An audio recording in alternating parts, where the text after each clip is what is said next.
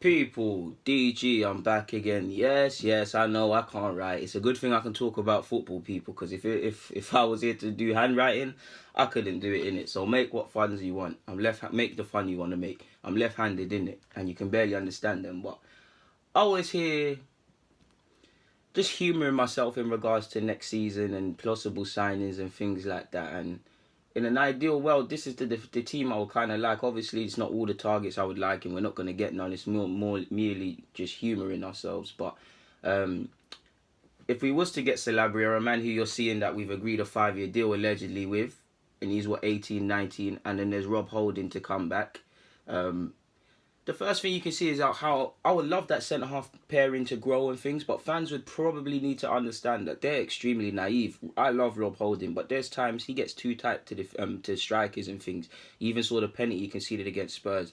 If you look at the career appearances he's made, he's still a young man, and obviously it's taken him a while to get regular first team football at Arsenal. He's had spells, but next season you're kind of hoping that he's in the squad from season in, season out, sort of thing, game in, game out better yet.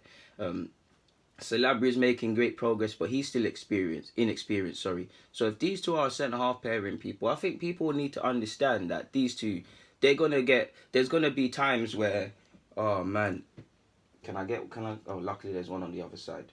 There's gonna be times where my man mistimes a header and he's now gone, so they take advantage and score. There's going to be times where they get pulled out wide and then they're taken advantage of. There's going to be times they're not following runners. They're young individuals, they're still learning.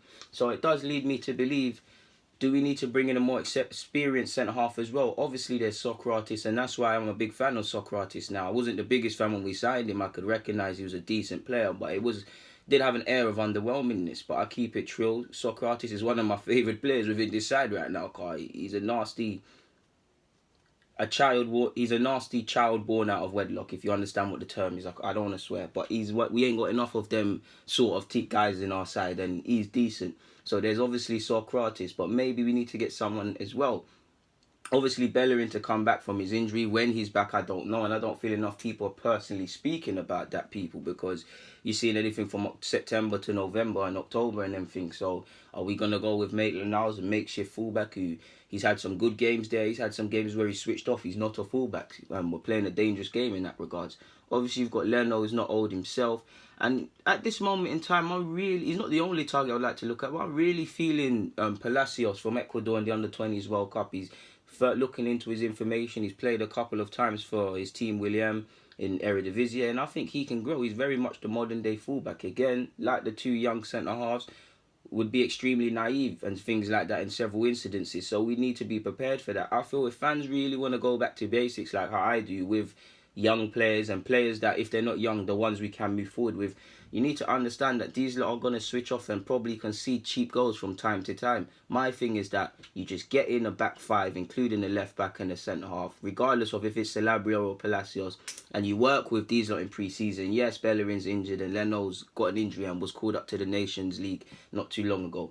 But you get the point. You work with them where everyone should be when the ball's on the other side. Do you see it? And the other side, for example, when to step up together, when to drop together. If one centre half goes, and then I'm going into the midfield, but the midfield, if a centre half's clearly gone out of his position, just fill in for him. That's the sort of level we need to get at. Obviously, I've got Torreira here. I would love Henrique, the young Brazilian. He got player of the tournament, I believe, at Toulon. I think he's going to be a good player. And I've left this position free to obviously I've put Guendouzi, Maitland-Niles and Xhaka, but I would love Cuisance, man, because I think he's going to have a big season for Gladbach after an underwhelming last year. And then you've got Nelson, Aubameyang and Lacazette up front. Also, it could be a thing like this. Nelson can actually play that, people. And it's a 10 of sorts, but it's not necessarily a 10 if you get it, people. It's just taking up positions on a pitch. You could do something like that. And if you don't want to have three strikers or looking like a 4-3-3, pretending Lacazette's Emile for a second. This could also be Emile. Obviously, there's different players and things like that. But I was just humouring myself and I thought I would drop that for you lot. But like I said, people, away from all of this, let's just move that away. I do feel, obviously, And you are seeing a lot of, you actually seeing in regards to Calabria that we're gonna loan him back to Saint Etienne for the season. Personally, I'm not a fan of that because obviously he's a great player, he's a great young player, he's got potential, and if we just signing him and making sure we get over the line is good. But what's the point signing him for the fee we're going to sign him for and then loaning him back? Surely he would relish a move to London. Allegedly provisional fees, a provisional deal of 5 years is agreed. Surely he would relish a move. Again, like I've said, him and Holding, and not just him, Mavropanos as well, like you've seen against Palace. There'll be Bielik if he's involved. There'll be hell of young and naive centre-halves at times. So we'd probably do, if we did have money, you'd probably need to bring in 2 centre halves, which I've seen, which I would like to see. To be fair, like I don't know, Hermoso's not the oldest, but he's older than them, sort of thing, a bit more switched on. Or if we could sign a centre half under the radar, similar to Socrates, sort of thing, to play with these experienced players, I'd be up for that 2 centre halves, but. That's now a left. I want a left back and a centre half. I've just said 2 centre halves, so 2 centre halves and a left back, and then all the other positions that need to be rectified. That's probably one reason. I know Socrates, not Socrates, sorry, because Socrates is here and he's counting experience. He's 32 now. Koscielny's future is in air. That's probably one reason as to why he might stay. Mustafi's technically experienced, even though Mustafi's unique because he's just Mustafi. Obviously, Monreal could be used for a season as an additional centre-half as well as a left-back. I'm not condoning stopgap sort of players and stuff like that, but just from a depth purpose sort of point, people, I've got to give you lot what I actually feel in it sort of thing.